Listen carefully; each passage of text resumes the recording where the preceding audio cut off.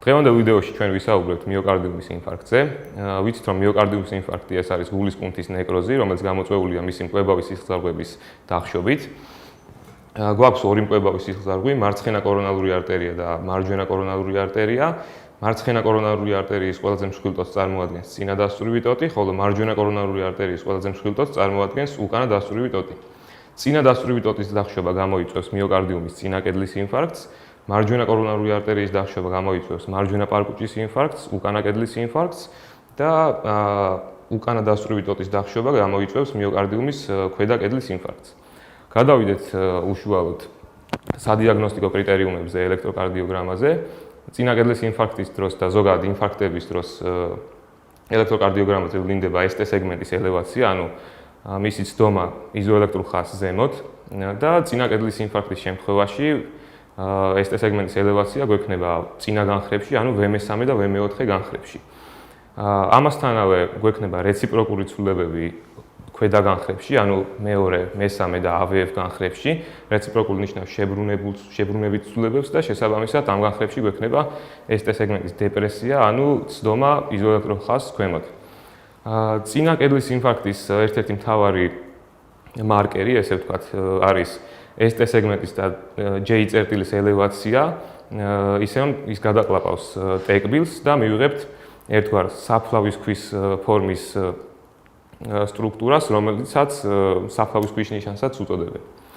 გარდა ამისა, შესაძლოა გქონდეს მონოფაზური მრუდი, ანუ როდესაც ST სეგმენტი ელევირებულია იზოელექტრულ ხაზს ზემოთ და მას მოსდევს უარყოფითი ტეკბილი.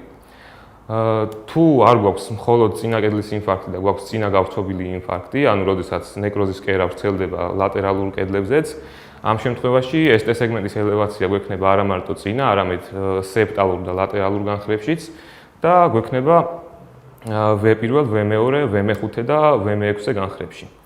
მნიშვნელოვანია ვთქვათ ისიც, რომ თუ კი ST სეგმენტის ხანგრძლივი ელევაცია გვექნება V1 და V2 განხრებში, ამ დროს უნდა ვივარაუდოთ არა მარტო ინფარქტზე, არამედ პარკუჭოვან ანევრიზმაზეც.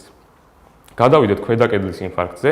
ქვედა კედლის ინფარქტის დროს შესაბამისად ST სეგმენტი ელევირებული იქნება ქვედა განხრებში, ანუ მეორე, მესამე და AVF განხრებში და აგრეთვე გვექნება რეციპროკული, ანუ შებრუნებითი ცვლილებები ლატერალურ ან მაღალ ლატერალურ განხრებში, ესენია პირველი, AVL, V5 და V6 განხრები. აქვე მნიშვნელოვანია ისიც, რომ თუ კი არ გვაქვს რეციპროკული ცვლილებები და გვაქვს მხოლოდ ელევაცია, ამ დროს ინფარქტის გარდა უნდა ვიფიქროთ მის გამოწვევს სხვა მიზეზებზეც, მაგალითად ეს შეიძლება იყოს პერიკარდიტი. გადავიდეთ უკანა კედლის ინფარქტზე. უკანა კედლის ინფარქტი ძალიან ხშირად გვხვდება მიოკარდიუმის ქვედა კედლის ინფარქტთან ერთად.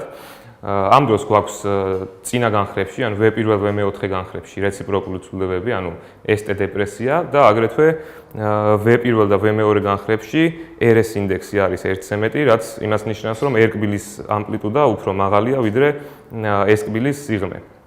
როგორც უკვე ვახსენეთ, უკანა კედლის ინფარქტზე აჩენს ST სეგმენტის ელევაცია მეორე, მესამე და AVF განხრებში, ანუ ქვედა განხრებში და ჩვენი ეჭვის დასადასტურებლად გვჭირდება დამატებით უკანა განხრები, რომლისთვისაც ვიყენებთ 3 ელექტროდს და მათ ვათავსებთ მარცხენა მხარეს უკანა აქსილარულ ხაზზე V7 ელექტროდს, ბეჭის ხაზზე V2 ელექტროდს, ხოლო პარავერტებრულ ხაზზე ვათავსებთ V9 ელექტროდს.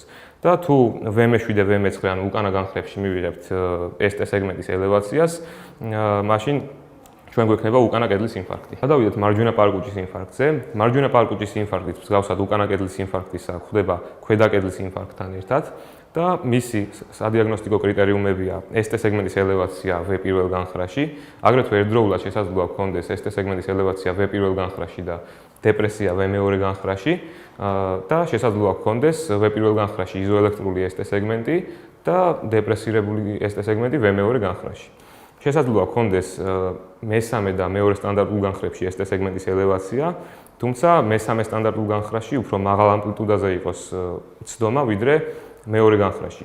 მსგავსად უკანა კედლის ინფარქტისა, მარჯვენა პარკუჭის ინფარქტის დროსაც გვჭირდება დამატებითი განხრები და დამატებით განხრებს ვიღებთ ვილსონის ელექტროდების მარცხენა მხარიდან სიმეტრიულად გულმკერდის მარჯვენა მხარის გადმოტანით.